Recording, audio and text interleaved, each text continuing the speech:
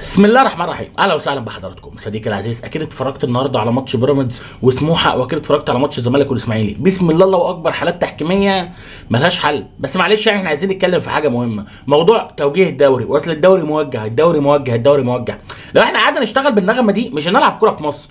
لو احنا قعدنا نشتغل بنغمه ان احنا نفضل نرمي اتهامات على بعض، والله العظيم ما هنلعب كوره في مصر. هو الحل ان احنا ندور على حل يا جدعان. احنا محتاجين ندور على حل في ازمه التحكيم المصري. هل الانديه معاها فلوس تروح تجيب حكام اجانب؟ الموضوع سهل وبسيط. عايز تكسب دوري وشايف ان الدوري موجه يا باشا تحكيمين، روح هات حكام اجانب.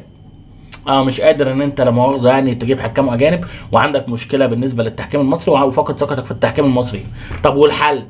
نطور منظومه التحكيم المصري مثلا، يعني ندور على ان احنا نطور منظومه التحكيم المصري، ندور على خبير اجنبي يقدر ان هو يجي للمنظومه التحكيميه. وبعدين الموضوع مش محتاج خبير برضو، الموضوع محتاج خبراء مش خبير واحد بس، لان انت اصلا مش عايز تجيب واحد مجرد ستاره والاعضاء المصريين اللي في اللجنه هم اللي بيديروا اللجنه. انت عايز تجيب حد رقم واحد وحد رقم اثنين وحد رقم انت عايز تجيب خبراء تحكيميين يديروا التحكيم في مصر. ده من الاخر لو انت عايز تصلح التحكيم في مصر. انما جو ان انت تجيب واحد بس واللي يفضل يدير اللجنه من تحت حكام مصريين، واللي يعين اداره ماتشات حكام مصريين، عمرك ما هتقدر تحل اي حاجه. هو الحل انك تدور على انك تعمل لجنه حكام اجانب.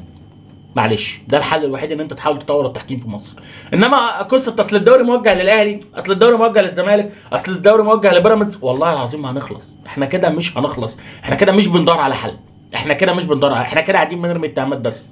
احنا كده مش بندور على حل. الحل انك تعمل لجنه حكام اجنبيه. هتقول لي لجنه حكام بحالها؟ صديقي، انت محتاج حد يهتم بتعيينات الحكام في الماتشات. انت محتاج حد يهتم بالحكام اللي في الدرجه الثانيه، مين يتصعد ومين ما يتصعدش. انت محتاج تهتم مين عنده شخصيه يقدر يدير ماتشات الاهلي والزمالك في الدوري المصري. انت محتاج حاجات كتير كلها لتطوير منظومه التحكيم. لكن الحقيقه ان احنا دايما بنهرب من حوار تطوير منظومه التحكيم، واسهل حاجه بنعملها ان احنا بناخد التحكيم ده شماعه لذيذه بنت حلال. لا مؤاخذه يعني مش عارفين نكسب ماتش، مشكله في التحكيم. المنافس بيكسب ماتش يبقى مشكله في التحكيم، واحنا كده مش هنصلح اي حاجه، لا اكتر ولا اقل. وبالمناسبه كله بيتجامل في الدوري المصري، كله بيتجامل وكله الحكام بقى بيخافوا منه دلوقتي. فانت دلوقتي محتاج ان انت تدور على حد يصلح الميله، مش تدور على ان احنا نرمي الازمه على بعض ونقعد نرمي القصه على بعض. الحل هو ان انت تدور على حل المشكله من جذورها، مش تدور على ان انت تهرب من المشكله،